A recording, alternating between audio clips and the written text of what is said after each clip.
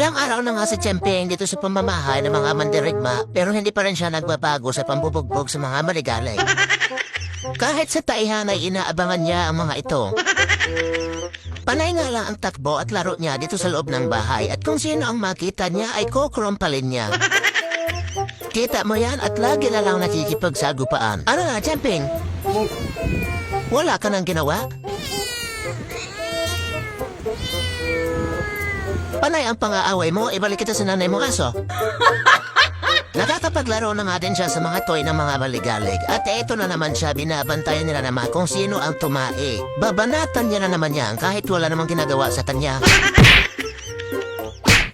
Si Chito nga lagi ang kalaban niya. At heto nga kasabay na rin siya sa kainan. At mabuti naman ay hindi siya nangaagaw ng pagkain ng iba. Pangalawang gabi niya na pero hindi niya pa rin nakapasundo ang mga maligalig. At ngayong araw nga ay pinaliguan ko na rin siya dahil matagal-tagal na rin yung huli niyang ligo. Maakit na rin siya dito sa aming tulugan kaya dapat bagong ligo siya. Ang hindi niya nga nalalabanan sa kanilang lahat ay ang barako. Si Chito lang talaga ang kinakaya-kaya niya at si Cassie pati na si Natnat.